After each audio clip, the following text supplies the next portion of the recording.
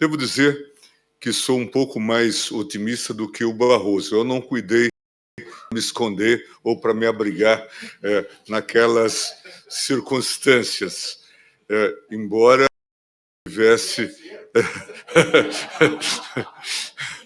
tivesse sempre essa.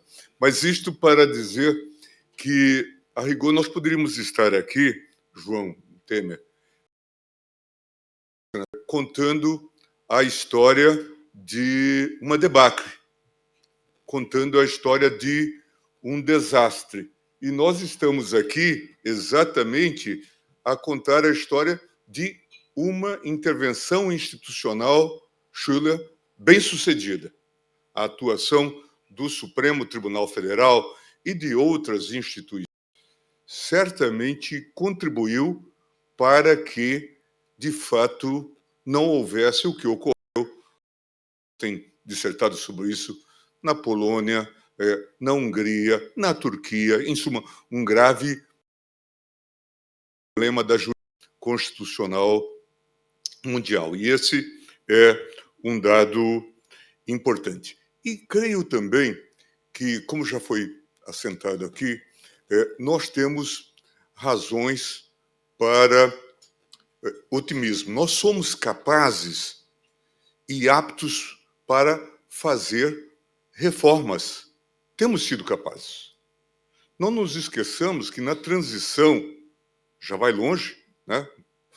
Em 88, 89, o plano Collor, nós tínhamos uma inflação, ministro Meirelles, Vossa Excelência é especialista, de 84,32% ao mês. Os jovens não têm, governador, noção disto. Quando agora estamos falando que ultrapassamos a meta por um reduzido percentual de 4, tal. Veja, Fábio, então é impressionante. E essa reforma deu ensejo a sucessivas reformas, como nós vimos aqui no painel anterior, porque os bancos viviam, Maurício, modelo de overnight. E isto permitiu, então, transformações. Ali foi feito, não se tem feito justiça, acho, talvez a maior distribuição de renda que o Brasil já viu a partir do controle da inflação. E vieram, portanto, sucessivas leis e sucessivas reformas, dentre elas a Lei de Responsabilidade Fiscal, que diz algo que Fernando Henrique, Denise, explicava de maneira bastante simples. Vamos seguir o que a dona de casa faz, não gastar mais do que recebe, do que ganha. E isto se inscreveu num momento bastante complexo. Ela tem sofrido algum tipo de ataque, mas ela é extremamente importante. Construímos instituições fortes no texto constitucional. E, claro, também acumulamos distorções. Vejam, senhores, uma delas já apontada aqui por Barroso. A ideia da judicialização, que inicialmente havia um efeito inibitório sob a Constituição anterior, o regime militar. Tivemos uma explosão das demandas. Num dado momento, gerenciávamos 100 milhões de processos. Agora, melhorou. 80 milhões de processos. Continua sendo muito. Barroso tem feito um enorme esforço nesse sentido. 80 milhões de processos para 200 milhões de pessoas. É algo extremamente grave. E quando a gente discute a reforma que Michel conduziu com tanto esmero, a reforma trabalhista, nós temos quem contra a reforma trabalhista? À frente os juízes do trabalho, que dizem que vão ficar sem trabalho. Não é para isso que eles existem.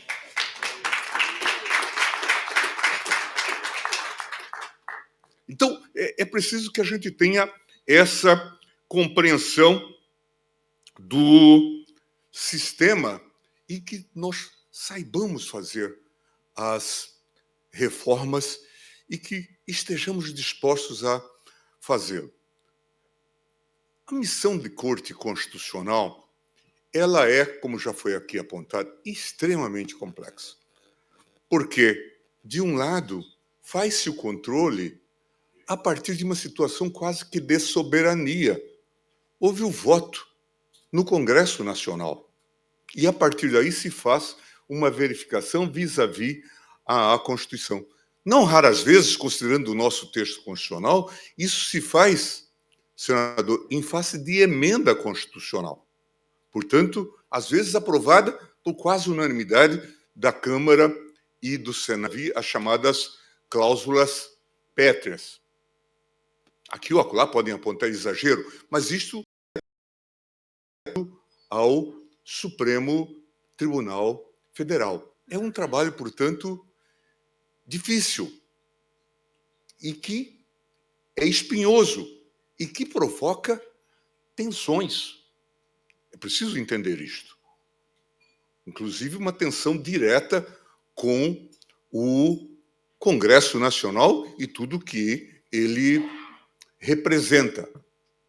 Mas nós tivemos casos em que o tribunal teve que declarar a inconstitucionalidade de emendas constitucionais.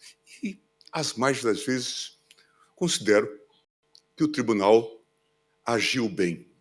Eu diria aos senhores que o tribunal muitas vezes fica conhecido pelo que ele faz. Mas eu diria aos senhores também que talvez, muitas vezes, ele é importante pelo que ele evita que se faça.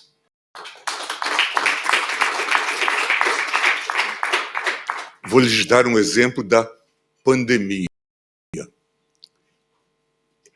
E aí é um dado curioso. E o senador acompanhou. Desde o primeiro momento, veja, nós temos um sistema de saúde que é único, pelo menos na América Latina, e que funciona bem, com todos os problemas que nós enfrentamos. Todos nós sabemos disso, conhecemos a luta que o João travou em São Paulo, indo toda hora em Guarulhos buscar os IFAs para fazer a vacina, e toda essa batalha. E a primeira coisa que nós tivemos é que o sistema, de alguma forma, colapsou. Por quê? O SUS é integrado pela União, estados e municípios. E a cabeça do sistema, a União, assumiu uma postura negacionista. Como fazer esse sistema funcionar? Por isso, governadores, os governadores vieram ao Supremo pedindo autorização para aplicar a orientação da OMS. Isolamento social, necessidade de tomar medidas de restrição, transporte, em suma, e o Supremo deu. Claro que isto provoca animosidades, antipatias, afeta a vida das pessoas, repercute, é sensível. No final, o Supremo criou-se uma polêmica sobre... Vou precisar de um minuto. Criou-se uma polêmica sobre vacina, sobre compra de vacina. Por quê? Porque se dizia que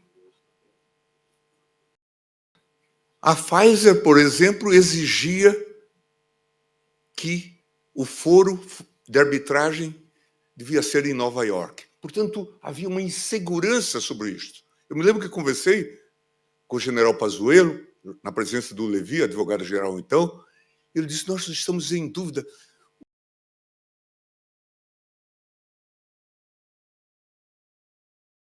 A vacina com essas condições, por que os senhores não compram? Isto veio de uma ordem do ministro Lewandowski, mandando que o governo... E veja, senador, veio de uma decisão inicialmente monocrática, mandando que o governo iniciasse o processo de imunização. É muito curioso, e aí eu encerro, é muito curioso que, diante de tudo isso, certamente gente que foi salva, que teve filho, ou a mãe, o pai, pessoas caras salvas por essa ação do Supremo Tribunal Federal, vociferem tanto contra o Supremo Tribunal Federal. Eu já fiz essa pergunta. E vem os índices de popularidade, coisas do tipo, o Barroso já feriu essa temática. E eu digo, João, muito provavelmente os nossos defensores são mais silenciosos e os nossos adversários são mais vocais. Muito obrigado.